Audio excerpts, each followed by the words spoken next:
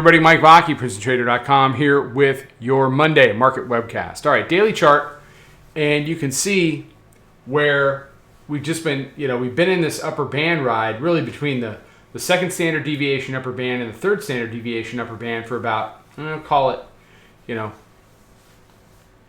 or 3 sessions. You can see we're leveling off a little bit here. The Fed was the big hop. And we're starting to consolidate. We've been consolidating. We consolidated on Friday. You can really see it here on the hourly chart. So they did the 47.91.75 Thursday. This was the Fed. They jumped it. They flattened it out. They made some higher highs. They tried to take it back in. They couldn't. They couldn't do it. Plain and simple. And what you saw Friday was another attempt at the 90s. Bring it into like 57, 58, 57. And then it just kind of, this was your regular session, just kind of chopping around. They rejected one big move later in the day. It was going to be hard for them to do anything late in the day with the weekend in front of them. And, the run that we've had, just a lot of profit taking. I mean, if you zoom this out, you can really, you really can see, it stairs. It stairs up. Flat, up, flat, up, flat, up, flat, and up, flat, and up, flat, lift, and now we're just in this extended consolidation, which is fine because we just had an expansion. It was a measured expansion. It wasn't one of these things where we were flat and we did it all in a day and they blasted it off. You kind of wondered that about Wednesday, but they were able to keep it up a little bit, and they didn't blast it off and bring it right back in. So you had these series of moves. Now, as we head into this week, the key for me, there's two.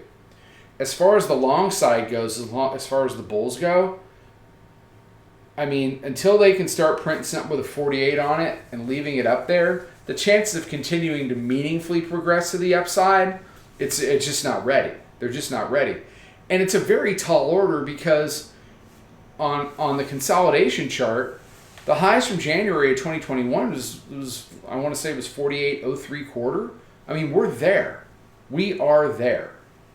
So in looking back over the long term, when you talk about the raising of rates and everything that's gone with it, economically, geopolitically, all of that, pulling money out of the system, quantitative tightening, the whole thing, they really didn't take it down in the big picture a whole hell of a lot.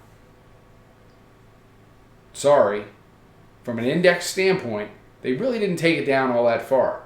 And I think that's been part of the problem with the entire trade is that they haven't taken it down that far. Everybody's been waiting for the other shoe to drop.